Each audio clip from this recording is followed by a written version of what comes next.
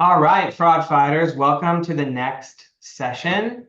United We Stand, Strengthening Defenses Through Collaborative Consortiums.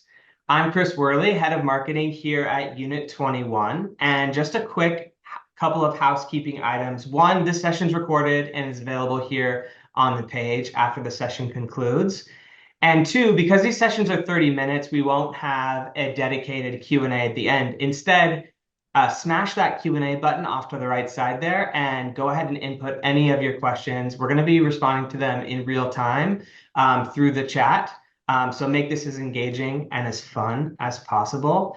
And speaking of fun, somebody who I look up to immensely, absolute hero of mine, Luann Alexander, who is our moderator for today's session. I'm going to pass it over to you. Wow, Chris, thank you for that intro. I don't think I've gotten that. That's pretty special. But thank you, Luann Alexander. I was the Chief Product Officer at Early Warning Services for about 13 years. For those of you who don't know who Early Warning is, it is a fraud collaboration as well as the operator of the Zelle payment network. So I've spent a lot of my career with consortiums and particularly managing consortiums for one of the hardest customers, which are financial institutions. But we've got a great panel and lineup here for you today. Let me very quickly introduce the panel. Kelly Caltibiano, she's the Chief Compliance Officer at Thread Bank. John Wheathorn, who's Head of Financial Crime and Compliance, and also the AML BSA Officer at Gusto. And Lisa Lechner, Chief Compliance Officer at Spot On. So, hey, gang, let's get started talking a little bit about how you see consortiums playing into your strategy. We're in an environment and a landscape where the fraudsters have more technology, the threats are continuing, they're elevating. So, how do you see consortium data playing into that overall strategy? John, I see you shaking your head yes. So, let's start with you. Thanks. And thank you for the introduction, Luann. I think consortiums are a great source of information for red flags, right? We're always talking about signals and sources. And when you are part of a fraud consortium, basically that's what it is. It's saying, hey, this is something you might want to take a look at. And how you then interpret that can, help lead an investigation. When it just says maybe we just want to pay particular attention to something that might have gone undetected. Where I see consortiums being really helpful is there's so many new products coming to market, and particularly in the fintech sector, there's lighter KYC perhaps early on in the relationship, where it's just like, do you have a name and an email address? Maybe a consortium can help you. That email address might be really concerning. So that it can be a really good starting point for investigations, and it can also help people decide if they want to dig deeper on a customer. So I love it. It's something that is not meant to replace anything, but it's a great value add for any institution in terms of detection. And detection is everything in this game. As you just said, the fraudsters are out there, they're upping their game. I always joke with my team, fraudsters have quarterly planning, just like our compliance teams do. They are out there planning these things. So as Not much as and, institutions can collaborate, it helps us. and not to mention they have really, really big technology budgets. Yeah, Lisa, more than us. Lisa, how do consortiums fit into your overall strategy at Spot On? Well, as John was leading into detection, I leverage it a little bit more on the prevention side. So I've at Spot On, I'm responsible for risk, I'm responsible for underwriting. And so where we've leveraged a lot of consortium data first at the outset with merchants. So we're using some of your typical things like Match, MasterCard. Yes, it is a consortium data, and we're leveraging that to look at what other experiences other processors may have had with that merchant, with that entity. That could be from identity theft to, hey, it's a fraudster, they've been engaged in money laundering before. So we look at that at the outset. E-commerce, where I came from, we traditionally use it more on the fraud side. getting the scores from the credit cards, trying to look at if that credit card had already been identified as a compromised card, and adding that to the score. A lot of that was black box, but we would use that certainly as a signal in our decision making to determine if we're going to accept the card. And so it fits in a lot of ways, I think, in your program, kind of depending on where you want those indicators. Do you want it up front? Do you want it on the card? Do you want it on identity, which is what we're looking at DAO, or do you want it on the merchant processing side? So as John was talking, just one more indicator to add to your program. And Kelly, what can you add? Well, I mean, not much. I think that they covered it quite well. Stole it. Yeah, I also have a fraud saying: Kris Jenner works hard, fraudsters work harder. And I think the pace in which fraudsters and their technology evolves is something that should be concerning to all of us. And I don't think that we can effectively fight fraud unless we fight it together. And so I think that's the first real benefit of consortium data. And I also think it truly is a tool in the toolkit. I know with us at a sponsor bank, we use it, the data is useful both in the detection and onboarding, and then also once somebody is on the platform. I know we'll talk about this later on as well, but KYC, KYB verification is really helpful, but it only does so much. And so being able to leverage consortium data and red flags at the time of account opening is really useful. But also fraudsters don't always intend to, they're not actually fraudsters, they're real human beings, real businesses. So they're able to get onto your platform by passing KYC and KYB with the intent to commit fraud. And so consortium data is really helpful once they're on the platform and actively using your tool. And sometimes they'll hang out for 90 days to 120 days and be real humans using their accounts the way that you would expect them to, and then hit you with fraud. And so consortium data is really helpful to detect it both in onboarding and then once they're on your platform. So I'm gonna wrap all those comments up into really truly the value of having a consortium is to be able to see things that you cannot see yet in your portfolio or are coming your way because you know that they just haven't entered your door yet, so that you can put strategies around each of those different MOs and processes. So unfortunately, somebody has to take a loss for others to benefit, but that's really what consortiums are about. Sharing those losses and hits that we take amongst our company so that others can benefit from them. Sometimes you're first, sometimes you're last. Does anyone have a very specific success story? Lisa, I know that you mentioned MasterCard Match database. Are there other examples of successes using consortium data?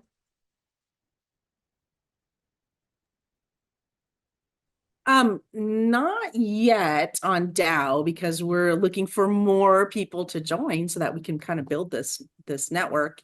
On Match, we avoid risks every day, right? Where we are leveraging information, as you said, from somebody else who's had the bad experiences and checking that. I would say we probably have at least 1 to 2 hits per day on Match where it's either an identity theft flag or a money laundering flag. With identity theft, that can go a little bit both ways, especially during COVID. There were a ton of merchants flagged for ID theft, and sometimes they're the victim and sometimes they are the suspect. So, you've got to use those signals to avoid and give you that one more decision point, but it's also, I think, important how you use it and how you embed it. But it's for underwriting, it's everything using consortium data. And I know that as Unit21 thinks about how to leverage consortium data and the products and services that they offer back to you, finding fraud faster, eliminating known fraudsters from also coming into your organizations are things that, obviously provide significant benefit. I know in my past experience, we've been able to build services that would find fraud X weeks earlier than they would have been detected themselves. And when you find it faster, then that is a direct reduction in the losses that you may take. And losses are not just financial account balance kinds of losses. it's work, it's people, it's reputational risk, it's all of those things. But let's talk about, as you guys have made your decision to participate in the Unit 21 DAO fraud consortium, what kinds of things did you have to overcome? What were the objections that you had in your organizations? And Lisa, let me start with you this time. We actually didn't have objections this time. Normally, I have to produce ROI. It just made sense that, as we leverage it for other things, that this is just one more indicator to prevent that risk. So for the first time, we didn't have pushback. We always look at privacy, I will say that, but in looking at privacy, since, and we'll probably get to this later, since the way we're hashing some of the data, I, as the privacy officer, was not concerned. I did my full evaluation of that, and it was taking care of some of the PII risk that I've seen and been concerned of myself with other instances. So I was probably the barrier that Unit 21 needed to get past. And once we looked at the privacy, that privacy issues had been resolved with the data hashing, I think that risk was mitigated. Really speak What about you? Yeah, I can probably speak to a couple. As a working for a financial institution, privacy is obviously a huge concern of ours, and I think the regulatory expectation and pressures around data security and data privacy is really important, and also complying with the various rules and regulations. So privacy was a huge one. And as Lisa had touched on, the data hashing that Unit 21 has built is really special. And I think it is a great mitigant to that concern. And so I would encourage anybody who is exploring the DAO to really take some time to dig into that, because I think it is a really unique process that they've built, and something that really had eased a lot of our concerns. And then I think the other is executive buy-in. I think with financial institutions in particular, you've got an executive leadership team that needs to weigh in on, as Lisa mentioned, the ROI of a product or tool. And so coming to the table prepared with, here are all the benefits that this adds to our institution, here are all the things that it helps us prevent, here are all the ways it's going to help us save money, are really useful in, defending the position and sort of explaining why it's so necessary. And then I think lastly, cost, and not necessarily, specific to DAO, but just in general. I know that there are other consortiums out there that are really pricey, and or some that don't allow like financial technology platforms to participate. And so I think those are some challenges as well. So John, you've been a big supporter from the get-go almost, I guess. That's how you and I became to know one another. But tell me a little bit about what were the challenges that you had and how did you overcome them? Most of our challenges were actually not on the data privacy side, because we already had a relationship with Unit 21. So it makes it a lot easier when you have a trusted vendor. Ours was actually the question we talked about earlier, is how are you going to use the consortium data? And is there going to be an adverse impact on customers based on data that we don't have control over? So if we were to just say automatically reject anyone that appears in the consortium data, then we have no control over who's listed in there, and suddenly there's an adverse impact, that would be a problem. So it was more so just making sure we had governance inside in our department of how we would use it as a tool and as an add-on value to detecting fraud, and then also as part of our EDD process to say, hey, maybe we should look at these customers, but that we wouldn't make offboarding decisions solely based on just someone being in some consortium data. So that was the big one, but we're pretty good at, we love documentation at Gusto. Maybe it's because we do HR and payroll and benefits. We love documentation. So we were able to spin up some governance around it and got very comfortable with senior management, and they were all about it. With so much fraud going on, they're like, hey, anything we can do to reduce fraud, sure, let's see if it works. And so yeah, we've been excited to get it over the line. It did not take long at all. That was the fun part. All right, so you guys are making this a lot easier, but Kelly, Lisa, John, if there's somebody out there that's really struggling with how do I really get exec buy-in on this? Help me build the list for them. What is it that they need to do? And I know, Kelly, you were listing off a few things almost immediately, but let's give everybody their checklist.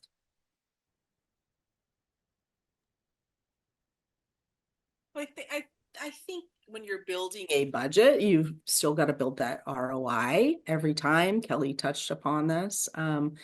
So if I'm on the exec board, I want to know how's this going to impact the bottom line, right? So if you can reduce fraud, what's the anticipated fraud in numbers, if you can quantify that you're going to reduce? Friction and UX is always a concern. So as John touched upon, kind of looking at the design and is it going to create friction and onboarding? You're going to be turning down that business. You can even look at it from the fraud perspective. Sometimes we over-index and then turn down good transactions because we might be reliant on that. So if I'm on the board, I want assurances that it's not just black box technology. As sexy as AI may be right now and as much of a buzzword, AI can also have unforeseen consequences where you're turning down good business or too reliant on data. So if you preface this as just another indicator, it's kind of a softer entry into utilizing this data, and then cover off your other regulatory risks.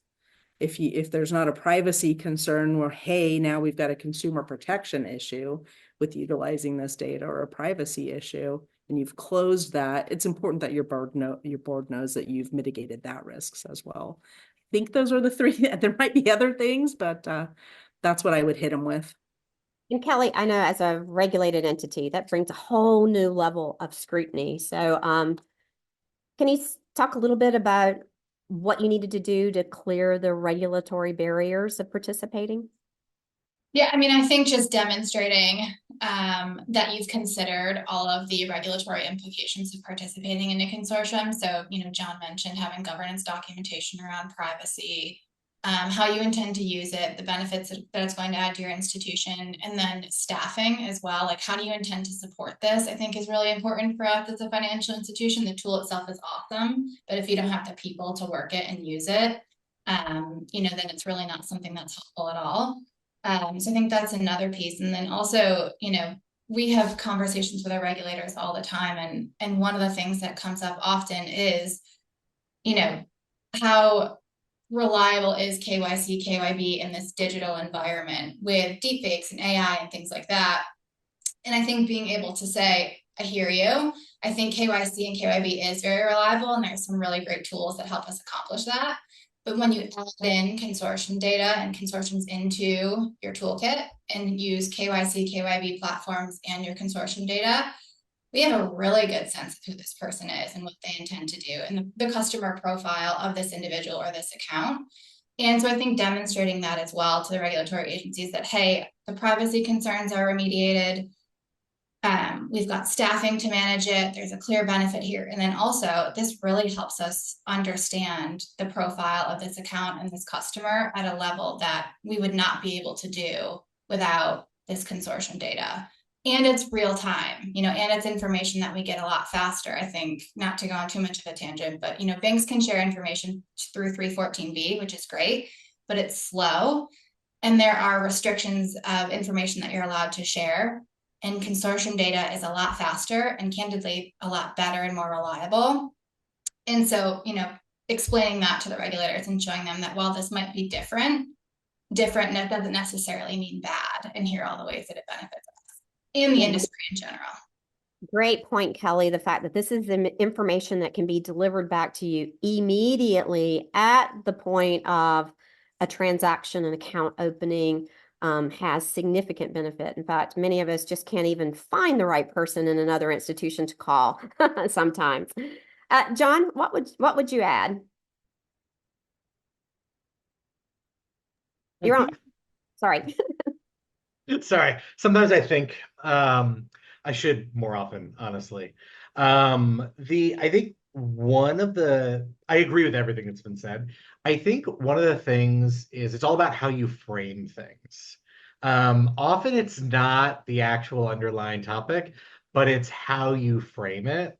So instead of, because as compliance professionals and fraud fighters, we want to say, hey, listen, this is going to be a red flag, and we're going to stop these customers that are doing this stuff, and we're going to build this wall, and it's going to really enable, and we're going to fight this.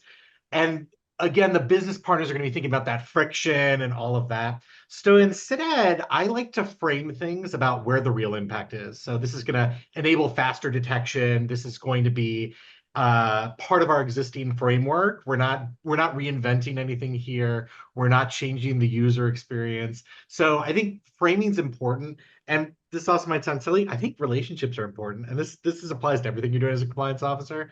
But it's so important that this doesn't come out of nowhere. You should be having conversations about, hey, we have lots of tools. This is one tool we're adding to our toolbox to fight fraud. Hey, united we stand, right? So let me ask if you're a new professional, somebody who's very new to consortiums and hasn't had the experiences that some of you have had, what advice would you give them other than the things we've detailed out? What advice would you give them at this point?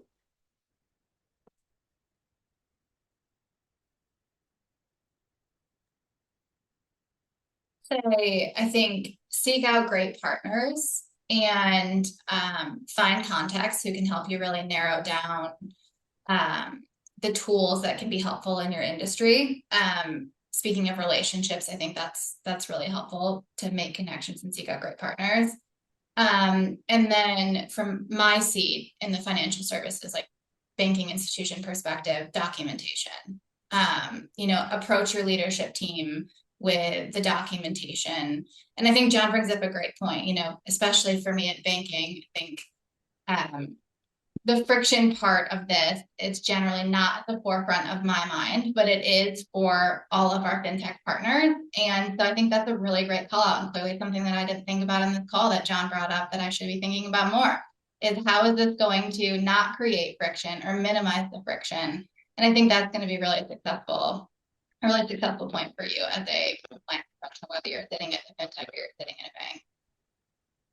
Well, I think training is really critical for that because people need to know how to use the tools that you're putting out there. And oftentimes, particularly in larger institutions, if you don't have formal training for things, they might assume the consortium data is internal data or that it's been vetted. So I think training is a really essential component of that. Very good. Thank you. Any final words from the panel? Well, hey guys, I thank you. And, from the bottom of my heart, this consortium is going to derive some significant value in each of your organizations. And absolutely, thank you for participating in today's panel. Chris, let me hand it back to you. Excellent. Thank you so much. And we're wrapping up here. John has to run to another session right now. He's doing double duty today and back to back. So John, we thank you for your service. And that's actually a really great segue for just a couple of quick things. First and foremost, want to thank you for joining the session today to hear a little bit more about consortiums. In about 5 minutes, we're going to have 3 more sessions that you can choose from. So coming up is ensuring quality assurance from your AML programs. That's the one that I just referenced that John is headed to. We're going to have a panel on authorized push payment fraud featuring Peter Tapling and some other really great folks, and a really cool discussion on fintech trends. So you've got some tough choices. To navigate to those, you can go down to the bottom, click back on the agenda, and then you can get right into any of those sessions next. Also, if you are really interested in learning more about consortiums, we have a really awesome demo that Diraj has pulled together where you can see the Unit21 consortium in action in a demo experience. And he's also just going to share more about the philosophies and the approach and, take 15 minutes. It is on demand and you can watch those straight from the agenda at any point. And last but not least, I'm really excited to announce that we are in the midst of data gathering for our third annual State of Fraud and AML report. And, kind of similar to this, our goal here is to capture insights from across the industry from practitioners like you to help us share what are some of the biggest threat vectors from a fraud perspective. What are some of the things that keep you compliance heroes up at night? And we're going to package all of those up into a really terrific report in Q3. And we're excited to share that with you, but we need your help. So take 5 minutes today. You can scan this QR code. You're going to see this QR code a bunch more times throughout the day, but scan this, take 5 minutes, fill out the survey, and then watch for the report in October. So with that, thank you so much for joining, and we'll see you all at the next session. Bye-bye.